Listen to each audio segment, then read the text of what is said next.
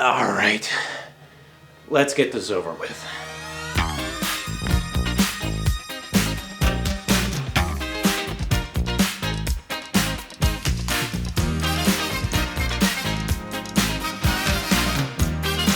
Number 10.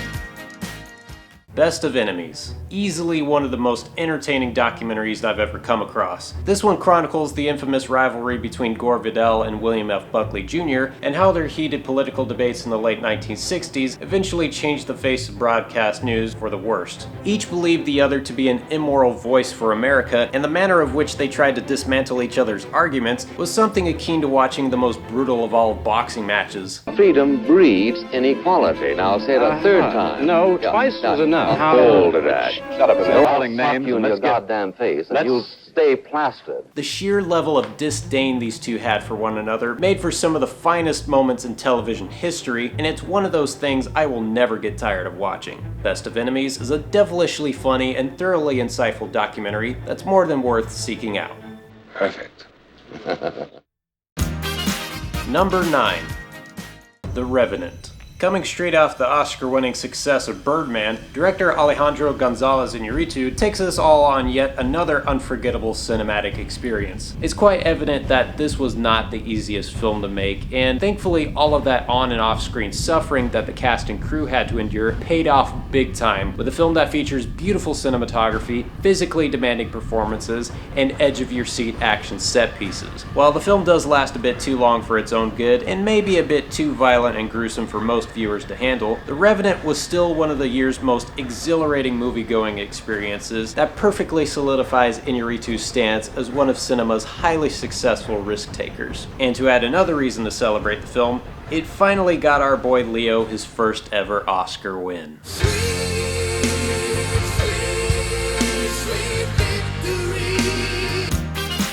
Number 8. Anomalisa.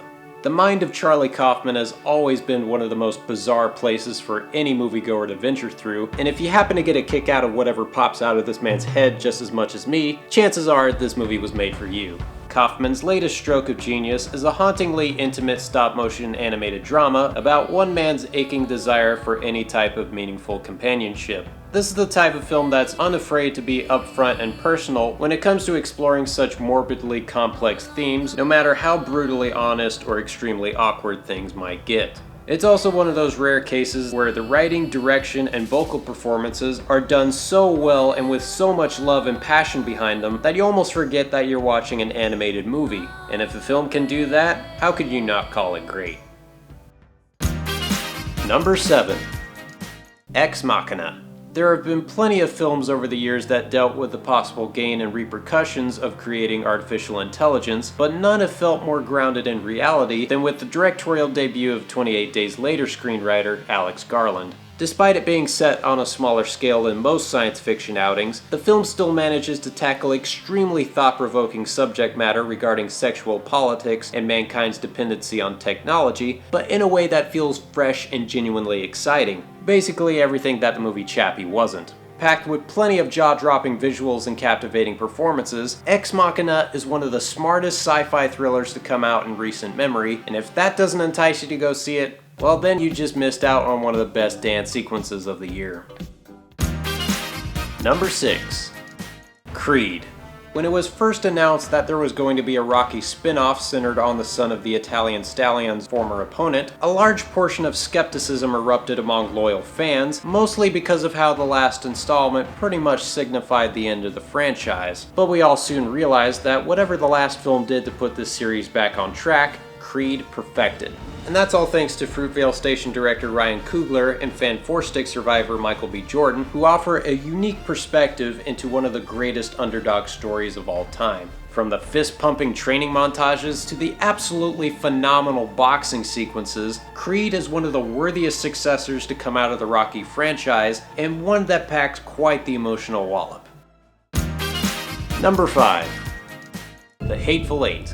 However you may feel about Quentin Tarantino outside of his profession, there's no denying the level of brilliance that shines from his style of filmmaking and screenwriting. especially in his latest effort, which harkens back to his early days of Reservoir Dogs by featuring a small cast of characters stuck in one location, only this time it's out in the snowy frontiers of the late 1880s, and was entirely shot in a format that hadn't been seen or used in decades. One of my favorite aspects of the film is its slow but tense manner of unraveling the true nature of these characters, especially during the halfway point where the movie makes it pretty damn clear that these people are not quite as good or bad as you've been led to believe. And part of the fun comes straight out of Tarantino's unique style of writing and the way he directs his actors, all of which, by the way, do a fantastic job. With the assistance of a haunting score by legendary composer Ennio Morricone and a crisp 70mm presentation that sadly most of you will never get a chance to witness, The Hateful Eight is a darkly funny and ridiculously violent Western mystery that would put any movie lover in a gleeful mood.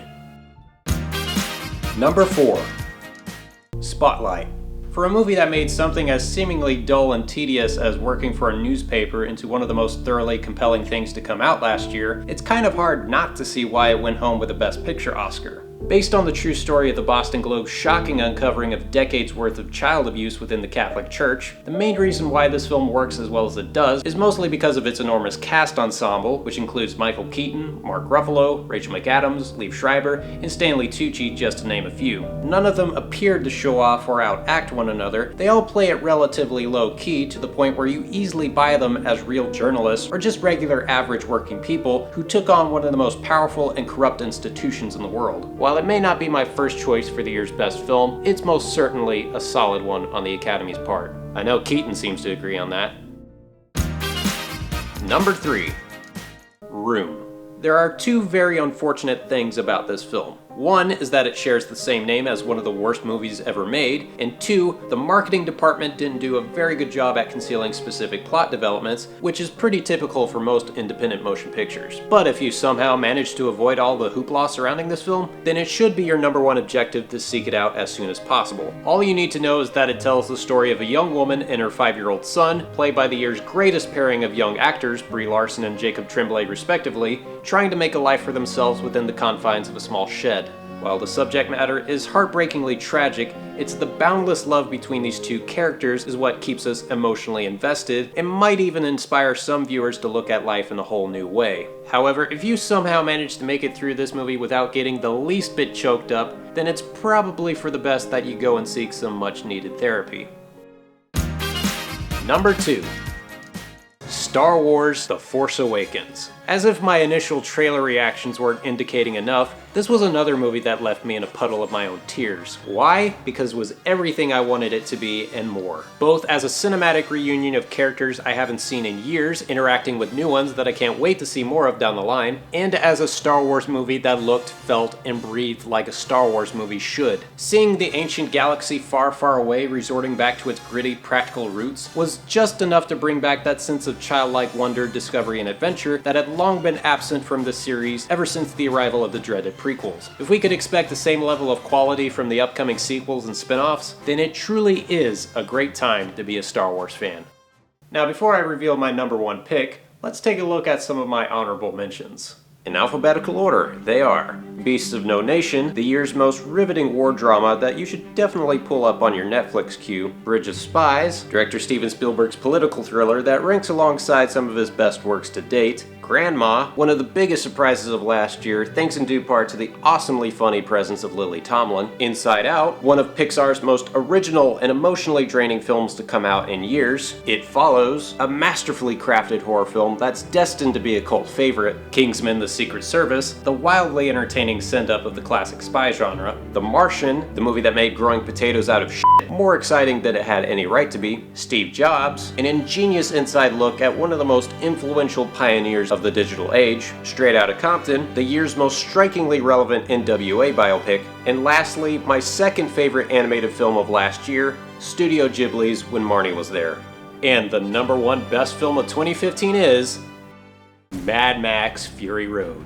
Yeah, as much as I love that last Star Wars movie, I have to be completely honest when I say that no other movie from last year gave me as much joy or as big of a rush as director George Miller's long-awaited return to the post-apocalyptic world of fire, blood, and road warriors. It has a better sense of world building than any superhero movie I've come across, a surprisingly feminist undertone that never feels forced or preachy, and quite possibly the most perfectly shot and edited action set pieces that should be enough to make filmmakers like Zack Snyder and Michael Bay start thinking about early retirement. For me, Mad Max Fury Road was the complete package in terms of both pure spectacle and visionary filmmaking, and that's enough for me to deem it more than worthy as the year's best film.